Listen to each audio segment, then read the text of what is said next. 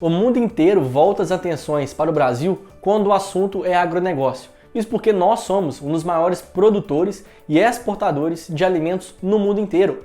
Inclusive, o agronegócio aqui no Brasil é o único setor que deu superávit primário nos últimos anos. Todos os demais não têm a mesma resiliência que esse nosso setor tem para o nosso país. Por isso, esse vídeo de hoje vai ser dedicado a essas empresas, sobretudo sobre a empresa Soja 3, a Boa Safra, que deu início na Bolsa de Valores recentemente. Vamos traçar um panorama geral sobre esse mercado e também sobre essa empresa. Então eu te convido a assistir esse vídeo até o final, porque as informações são muito fortes para esse setor.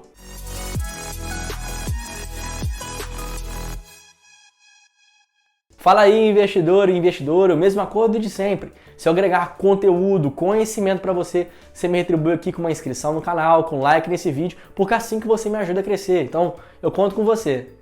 O mercado agronegócio ainda é muito distante do mercado de capitais brasileiro. Se a gente pegar o PIB brasileiro, 25% dele é formado pelo agronegócio, enquanto na nossa Bolsa de Valores, nem 5% é o total de todas as empresas desse mesmo mercado, mesmo incluindo as grandes empresas de celulose, Klabin e a Suzano. Então, por si só, a gente já consegue perceber que existe um descasamento gigantesco entre agronegócio e Bolsa de Valores. Grande parte dessa falta de ligação se deve à estrutura de financiamento. Isso porque a Bolsa de Valores ela deve ser entendida como um mecanismo alternativo de se financiar. Porém, essas grandes fazendas, essas grandes empresas do agronegócio, por si só, já conseguiram, ainda conseguem, muitos financiamentos, muitas linhas de crédito a um custo da dívida muito baixo. Então essas empresas já são incentivadas a entrar e pegar essas linhas de crédito sem necessariamente ter que se expor ao mercado de capitais.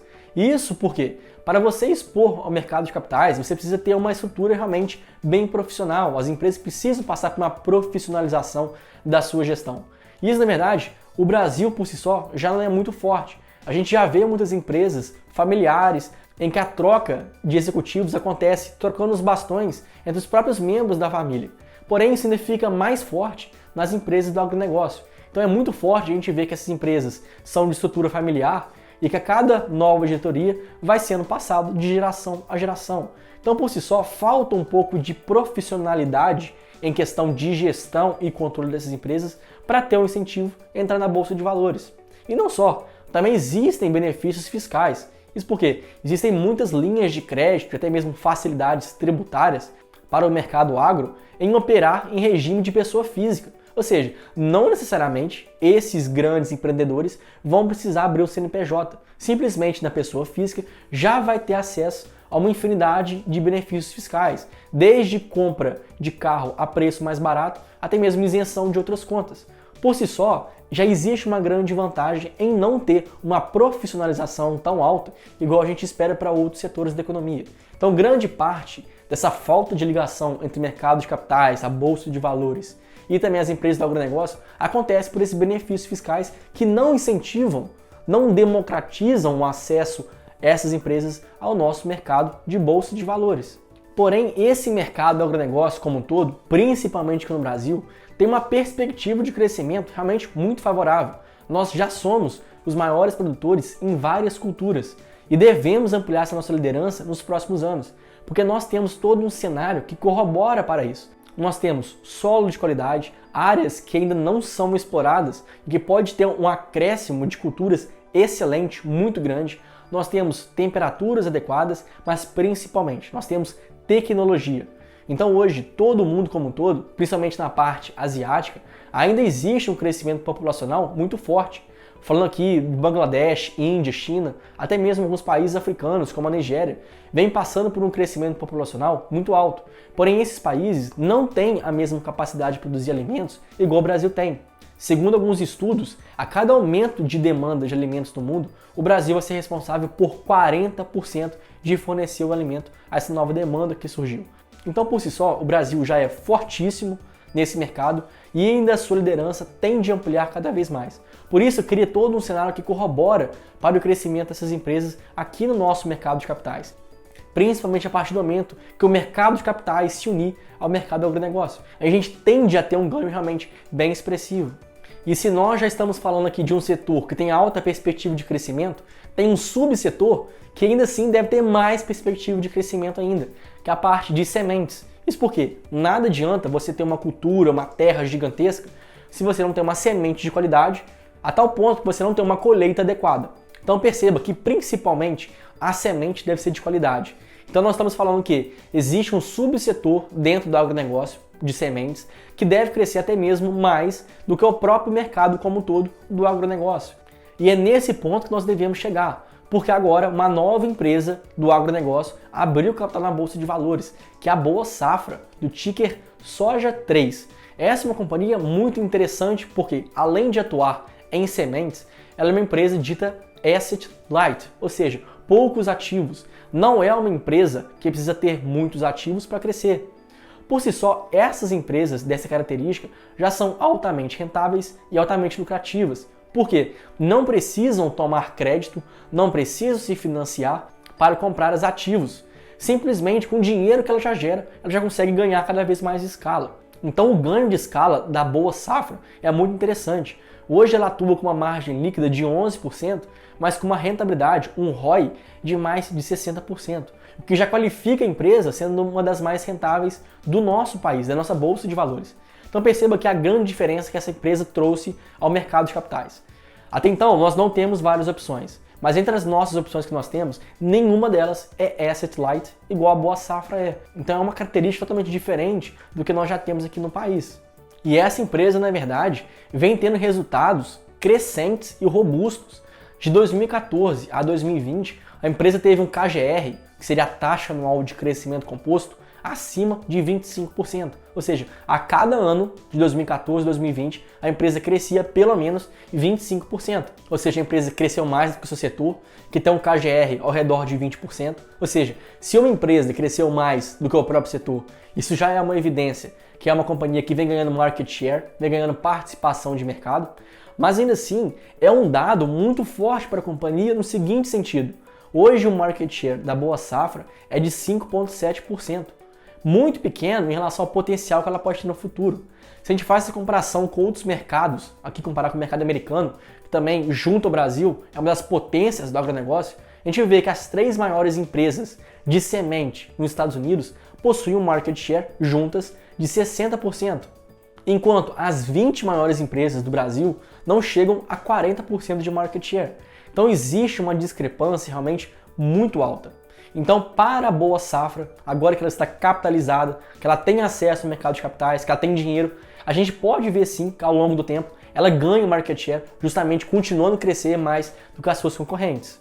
Além do mais, os grandes produtores estão cada vez mais preocupados em ter uma boa colheita, em ter uma boa safra. Então, por causa disso, precisam de sementes que sejam protegidas contra lagartos, inseticidas, qualquer outra praga que venha cometer essas sementes. Então, o crescimento da Boa Safra, ele acaba linkando com vários outros pontos. Ou seja, tem toda uma perspectiva, tem todo um cenário que também suporta a tese de crescimento da empresa, principalmente pelo fator escala. A Boa Safra pretende duplicar a sua capacidade de produção, enquanto muitas outras empresas do setor, que têm características um pouco semelhantes, não conseguem ter o mesmo ganho de escala porque não têm acesso ao financiamento. Então, por si só, a Boa Safra hoje já está em um cenário muito além das demais concorrentes. Então é muito plausível de pensar que a Boa Safra caminhe rumo a um sentido em que ela aumente sua participação de mercado. Porque a partir desse momento que ela entra na Bolsa de Valores, ela tem acesso a mais recursos que outras empresas não têm. Então a Soja3 caminha para ser a pioneira em vários desses mercados em que ela atua, porque por si só já garante mais uma vez uma perspectiva de crescimento muito forte. Agora, a soja brasileira como um todo, generalizando, tem como grande parceira a China. A China que tem a grande demanda de soja por Brasil.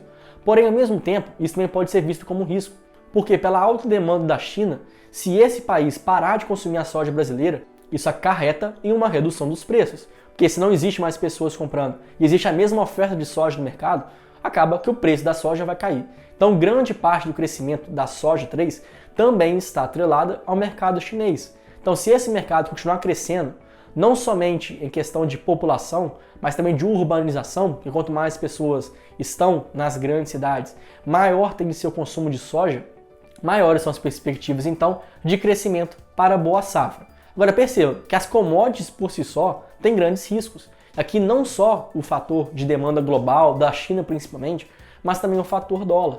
Porque se os Estados Unidos também começar a aumentar muito sua produção, ou até mesmo outras empresas no Brasil começarem a aumentar realmente muito além da própria demanda, acaba que vai ter muito mais oferta do que demanda, mais uma vez acarretando uma redução dos preços. Então perceba que os dois principais riscos hoje dessa empresa são a diminuição do consumo da China e a extra oferta, a super oferta, capaz de reduzir o preço da soja no mercado como um todo. Mas um fator de segurança é que desde a década de 90, a China tem déficit de produção de soja. Ou seja, o país consome mais soja do que ele produz. Então, por si só, as empresas vão estar garantidas de uma demanda crescente de soja da China, a não ser que a China mude seus hábitos de consumo e parem de consumir a soja. Mas caso contrário, caso continue na mesma tendência, na mesma cultura de consumir soja, esse déficit tende a ser cada vez maior, justamente porque a população vai crescendo, enquanto a produção chinesa não acompanha o mesmo ritmo. Então, por mais que hoje a China represente um risco de existir muita exportação para o país asiático, mas ainda assim lá falta muita soja, por isso que o nosso mercado tende a exportar cada vez mais para lá. Então, o resultado disso, a gente pode abordar um pouco mais sobre o preço em que a boa safra hoje está inserida.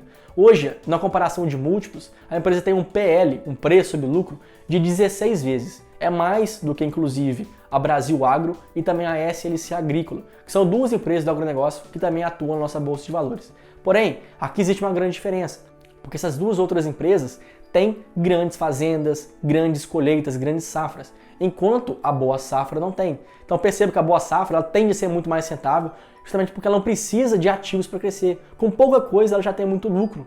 Então, por si só, a boa safra hoje é uma empresa mais cara, é verdade, do que as outras duas empresas comparadas, mas também é uma empresa que tem uma qualidade superior e, além disso tudo, tem uma perspectiva de crescimento favorável. Ou seja, esse preço sobre lucro de 16 vezes hoje, em 2021, tende a ser menor à medida que a empresa vai entregando seus resultados e vai crescendo a sua base de operação. Então essas são as principais perspectivas da empresa. Peço aqui, se você gostou desse vídeo, que deixe aqui no comentário qual que é a empresa que você quer ver na próxima semana. Além do mais, comenta aqui, você compra ou vende a boa safra? Eu agradeço a sua atenção e espero você lá no próximo vídeo. Não deixe de se inscrever e curtir esse vídeo. Muito obrigado!